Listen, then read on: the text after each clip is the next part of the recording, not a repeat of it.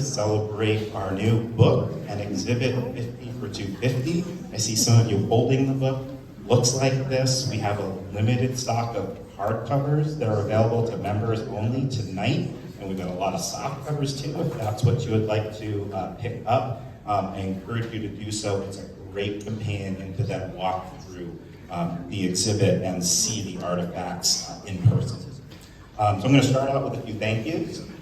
Certainly I want to thank for tonight. This event is sponsored by Hunger Mountain Co-op, Birch Grove Baking, Bar Hill Gin, which will be an exciting part of the program later, and Tuck To. So please take advantage of the food and drink and check out our sponsors with that.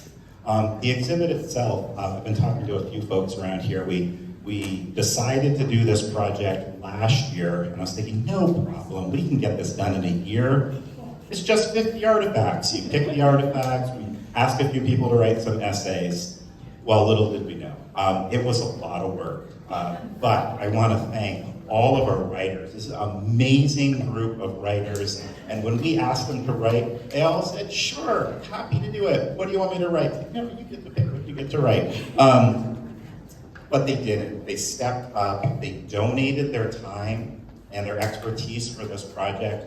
All the writers who are here tonight are wearing a tag like this, so if you see someone, chat with them and talk with them about the essay and the artifacts and perspectives on Vermont history. We have everyone from, we've got PhD working scholars in the field, we've got local historians with great knowledge, we have collectors, a politician or two, and we also have students who worked with the Vermont Historical Society on our History Day, or Geiger Fellows working here, who also contributed essays to the project. So if you really want to think about perspectives on Vermont history, this is 50 different perspectives on Vermont history through artifacts. So check them out. And thank them when you see them. I see a lot of you. Thank you very much. I do want to thank the staff of the Vermont Historical Society. Everybody on staff had a hand in this exhibit and in this book. There's over 360 photographs in here. We even had staff alums coming back to write and to help take photographs and put the show together. And certainly I want to thank my co-curator. Really, I'm her co-curator because she did 90% of the work. But Amanda Gustin, she's in the back. And so thank you very much.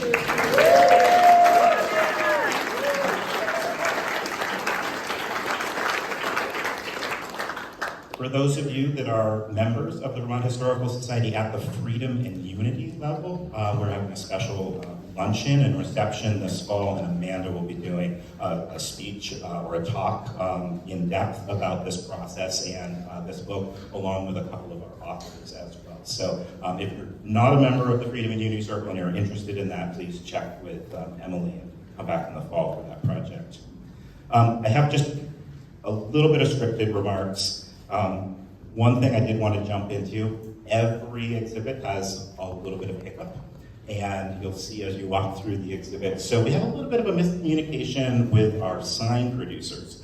And rather than getting hard signs, we got these really cool vinyl stickers.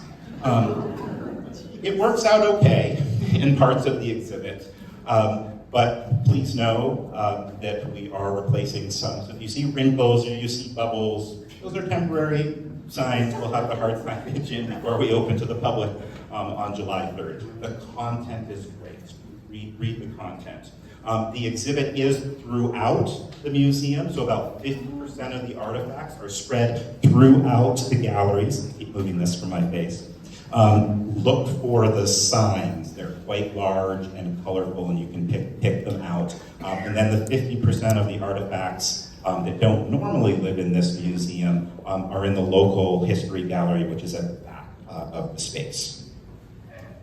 So the scripted remarks.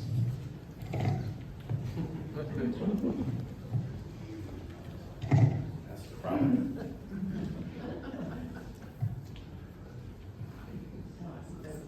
This shows I've been working here for too long. So though Vermont cannot be counted as a signatory to the Declaration of Independence 250 years ago, we can claim our rightful place in the struggle for independence and the ongoing experiment we call American democracy. The Vermont story is both strikingly unique, but also common to the American experience at the same time. For almost 200 years, the Vermont Historical Society has collected, preserved, and presented these stories of our state. Through rare manuscripts, insightful scholarship, and meaningful artifacts, our library, publications, and museum have documented the Vermont experience from the retreat of the glaciers to today. In this, our nation's 250th year, the Vermont Historical Society presents 50 artifacts that tell 250 years of Vermont, and by extension, American stories. Selected from over 30,000 objects and thousands of linear feet of archives preserved by the Vermont Historical Society, these artifacts reflect a diverse group of writers, including professional scholars, local historians, community leaders, politicians, interns, and award-winning high school students have collaborated on presenting their unique interpretation of each object and its place in Vermont history.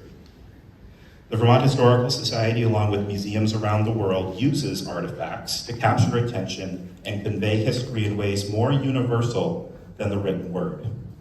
Objects often speak for people who have no voice in the written record. They represent creativity, utility, and imagination unique to their form. Some, like the mounted catamount in the museum lobby, draw immediate attention, while others, like a small folk carving of a rural kitchen party, require greater scrutiny. The artifacts chosen for this project do not tell the whole story of our state.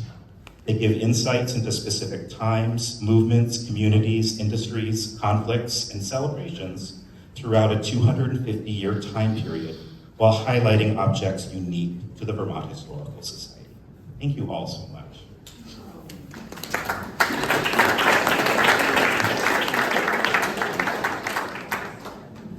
Thank you.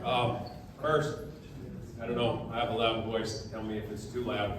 I'd like to thank everybody who not only collected the artifacts highlighted in this book, but those who have collected so many artifacts that we see here around us and the great work the Vermont Historical Society has done. But also, let's not forget all the smaller county historical societies which have done amazing work in their own right. And so thank everyone who has preserved these historic artifacts, and also those who have written both in this book, but also written many of the stories of the past.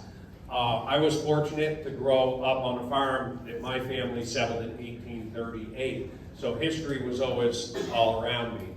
And my grandfather used to tell all these amazing stories about the old days, and unfortunately, few of those stories got written down, and I only remember bits and pieces of them. So it is so important that we're writing these stories down for history, for ourselves, and for the future. So I've been fortunate because I got to grow up in a house that was steeped in history, and often during the day when it was 20 below and there was nothing you could do outside, we would go through an old secretary in the back of the house and go through old photos and old letters. And there were letters in there talking about the people from our family that had gone away to the Civil War. There was letters talking about the people that were still coming from overseas to join the rest of the family. So it was very cool, but one of the things that my grandfather loved to do, and this is very interesting, all the old farms used to have a dump, right? And so on days when there wasn't much to do, my grandfather would take me down and we would dig through the oldest section of the family dump and find artifacts. And so it was very cool to be able to dig back through those things that at one point my family didn't think was worth saving. And another great story about my grandfather, one weekend my grandmother went away and he decided to clean out the attic. And what he considered junks, she considered artifacts. So he was in the doghouse for a long time after he cleaned out that attic. But it's a passion of mine. I've been fortunate enough, I do stonework and excavation, and I've been fortunate enough to work on a lot of historic projects I've done a lot of projects up at the Orleans County Historical Society's Old Stone House Museum, which is absolutely a spectacular place. If you haven't checked it out, you really should, because they also have some great exhibits. But I restored sections of the stone wall under the Alexander Twilight House. And while we were taking that wall down to repair it, we actually found a fully intact clay pipe inside the wall. Now, clay pipes are something that you find bits and pieces of all over the place, but very seldom do you find one intact. And someone who was working on that wall set that pipe down, and somebody kept building, and the pipe was gone. So cool things happen like that all the time. And when I restored the wall out back of the Old Stone House Museum itself, when we were taking that down, before we took it down, we actually did an archaeological dig, so I was able to take part in that. There was an old cistern out back, and before they had running water, they collect the eave water in the cistern. Well, when they decided to no longer use the cistern, what do you think they did with it? They filled it up with junk. And so we were digging back through the junk, sifting it through screens, finding all these interesting little things. And we didn't dig out the whole thing. We dug out very specific pieces just to see what was in there, and then covered it back up. But very cool stuff. So important to know where we came from. And I'm just so proud that Vermont puts such a high value on preserving the past. And it's imperative that we keep setting these things aside. And it is super important that we have people that are willing to write the stories and keep the record. Thank you all. Have a great day.